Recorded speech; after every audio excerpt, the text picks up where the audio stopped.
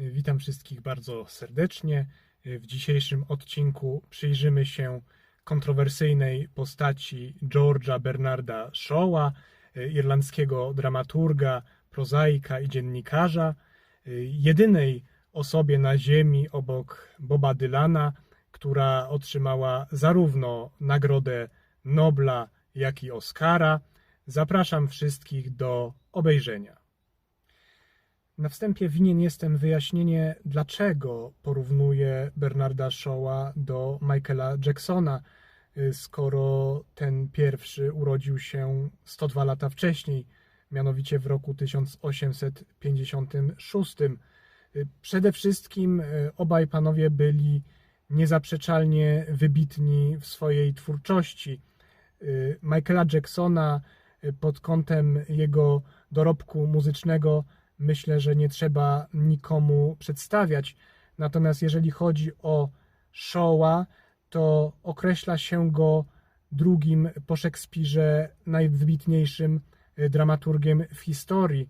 Dramaturgiem, który wywarł wpływ na wiele pokoleń twórców. Jego myśli weszły na stałe do dorobku kultury humanistycznej, a za pomocą kpiny i satyry celnie demaskował fałszywe pozory oraz obłudę. Kolejnym punktem wspólnym, który łączy postaci Michaela Jacksona oraz George'a Bernarda Shawa, są kontrowersje z nimi związane, a co za tym idzie zarzuty, które się wobec nich formułuje. Są to zarzuty w obu przypadkach oczywiście zupełnie różne.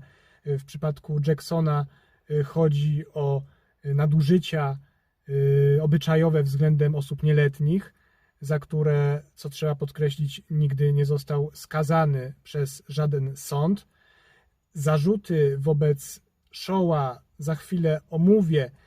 Teraz zmierzam do tego, żeby podkreślić fakt, że zarówno Shaw, jak i Michael Jackson wzbudzają na tyle duże emocje, że pojawiają się głosy sprzeciwu, czy w ogóle powinno się korzystać z ich twórczości.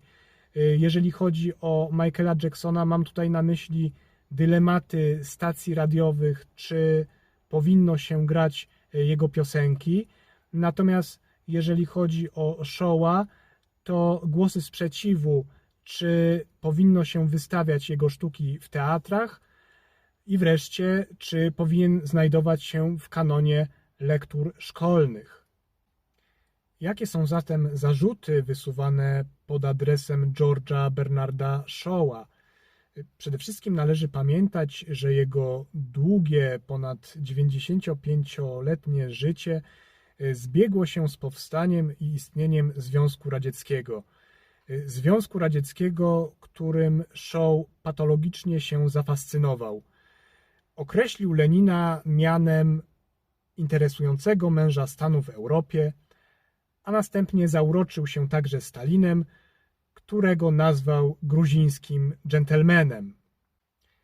Punkt kulminacyjny tej fascynacji miał miejsce w roku 1931, kiedy to Shaw udał się z wizytą na Kreml do Stalina i tam chwalił i legitymizował stalinowski system rządów. Ponadto na przestrzeni lat przyczynił się w prasie zachodniej do tuszowania sprawy Wielkiego Głodu, do negowania terroru stalinowskiego, a także zachwycał się komunistycznym systemem gospodarczym. Krótko mówiąc, odegrał dla Stalina w prasie zachodniej rolę pożytecznego idioty.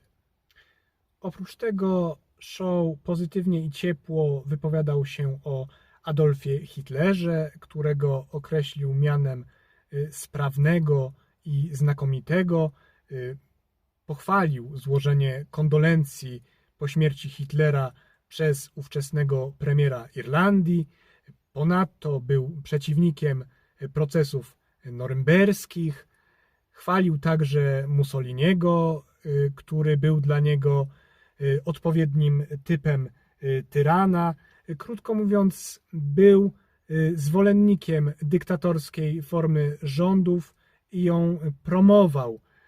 Całość kontrowersyjnego obrazu Shoah dopełnia jego postulat wynalezienia humanitarnego, jak sam określił, gazu, który miałby za zadanie eliminować ze świata ludzi bezużytecznych, a zatem pojawiły się w jego postulatach takie przerażające sformułowania o charakterze eugenicznym.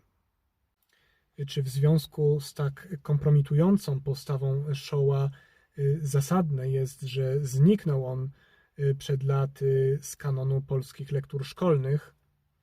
No, przede wszystkim należy podkreślić, że on przetrwał w tym kanonie przeszło 30 lat, również po transformacji ustrojowej w 1989 roku był obecny, następnie zniknął i nie sądzę, żeby kiedykolwiek jeszcze do tego kanonu wrócił. Natomiast warto zapoznać się z jego najważniejszym dziełem o nazwie Pigmalion z roku 1912, ponieważ nie zawiera ono tych kontrowersji, o których tutaj mówiłem. Wręcz przeciwnie, jest dziełem bardzo wartościowym, opartym na greckiej mitologii i zawiera takie bardzo pozytywne, humanistyczne przesłanie, wbrew późniejszym przerażającym poglądom autora. Jak już wspomniałem, pojawiały się również głosy protestu, że dramaty Shoah są grywane w polskich teatrach, a także, że powstały ekranizacje polskie w ramach teatru telewizji, chociażby wspomnianego już Pigmaliona. To wszystko prawda, ale chciałbym podkreślić fakt, że powstał również bardzo wartościowy spektakl telewizyjny pod nazwą Herbatka u Stalina na podstawie sztuki Ronalda Haruda, który demaskuje ciemną stronę Shoah i który, myślę, po zapoznaniu się z twórczością samego Shoah da nam taki pełen obraz tego z jednej strony wybitnego dramaturga, z drugiej zaś niebezpiecznego wariata. Bardzo dziękuję za wysłuchanie dzisiejszego odcinka. Zapraszam do polubień i zapraszam również na kolejny odcinek.